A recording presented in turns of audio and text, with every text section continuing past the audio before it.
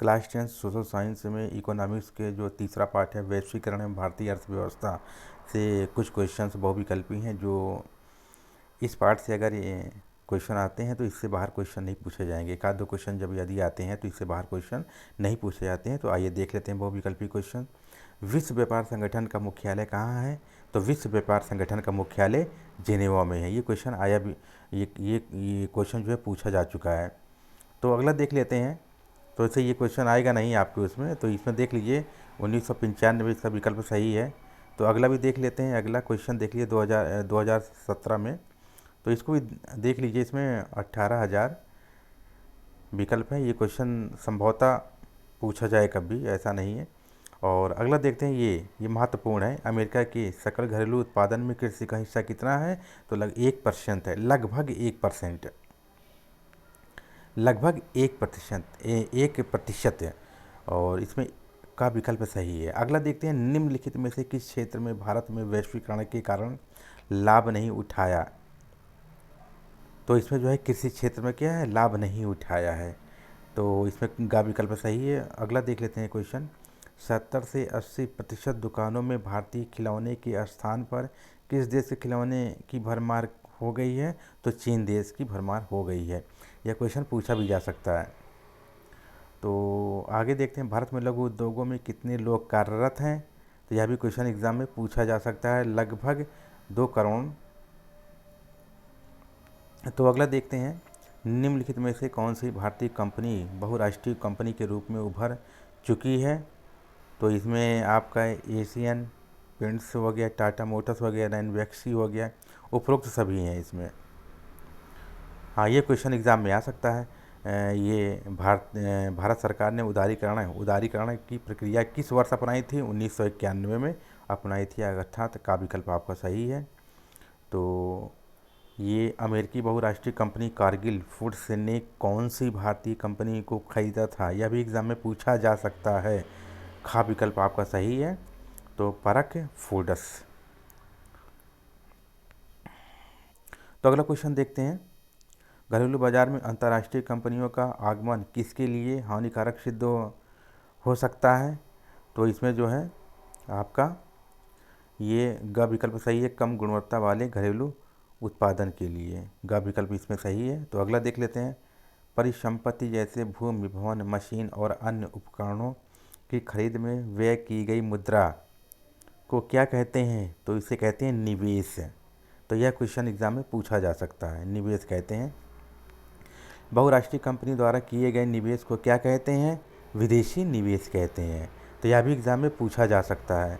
2018 तक कितने देश विश्व व्यापार संगठन के सदस्य थे? तो इसमें से 164 सदस्य थे। यह एग्ज़ाम में पूछा भी गया है, आगे भी पूछा जा सकता है। तो अगला देख लेते हैं, विदेशी व्यापार किनके मध्य होता है? विदेशी व्यापार 2 देशों के मध्य होता है। यह भी एग्ज़ाम में पूछा जा चुका है।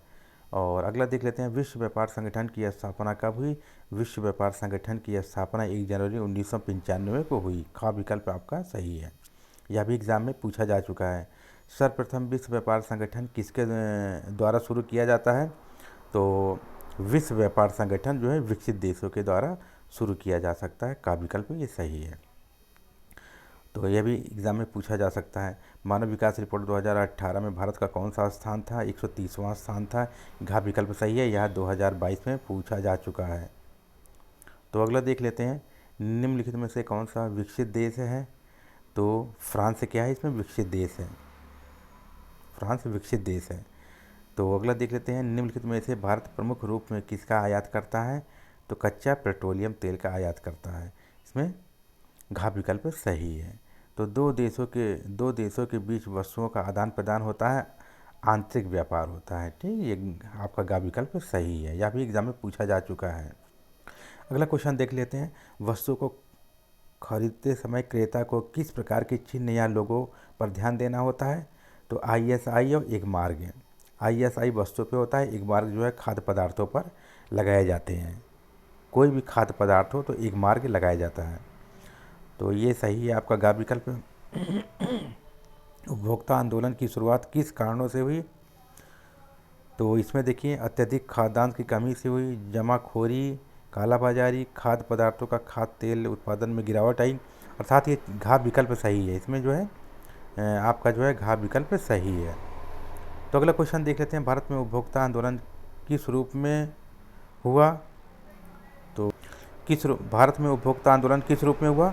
सामाजिक बल के रूप में हुआ। का विकल्प आपका सही है। तो अगला देख लेते हैं, निम्नलिखित में से कौन सा उपभोक्ता शोषण का तरीका है? तो इसमें उपरोक्त सभी होगा। इसमें देखिए, इसमें मिलावट और ये नकली वस्तुओं को बेचना वगैरह ये सब क्या है, लगभग सभी गा विकल्प आपका सही है। राष्ट्रीय स्तर की उपभोक्ता अदालत किस राशि तक का मुकदमा सुनती है? राष्ट्रीय स्तर, राष्ट्रीय अर्थात केंद्र स्तर तक, तो 1 करोड़ से ऊपर के मुकदमे सुन सकती है। और राज्य स्तर पर पूछता है तो 20 लाख से 1 करोड़ के बीच। अगर राज्य स्तर पर पूछता है तो, अब ये राष्ट्रीय स्तर पर पूछेगा तो 1 करोड़ के ऊपर।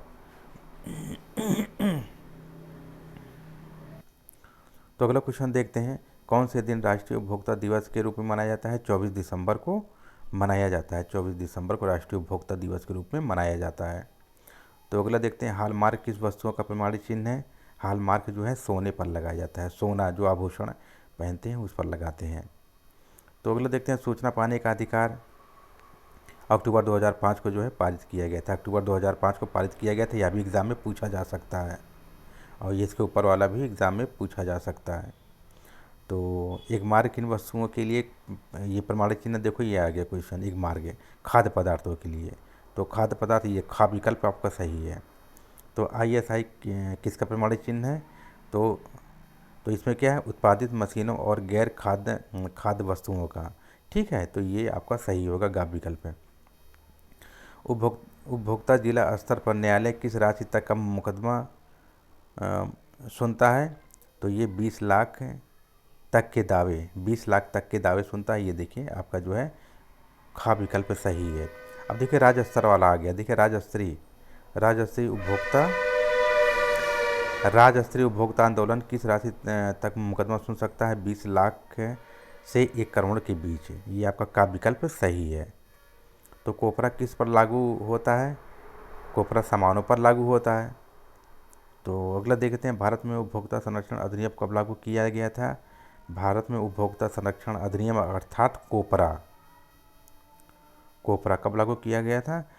1986 में लागू किया गया था। तो अगला देख लेते हैं, वह संगठन जो अंतर्राष्ट्रीय स्तर पर उत्पादों के मानक तय करता है उसे क्या कहते हैं? ISO जो है अंतर्राष्ट्रीय स्तर पर जो है मानक वस्तुओं का मानक जो है तय करता है, ISO। तो शहद खरीदते समय हमें कौन से निशान देखने होते हैं?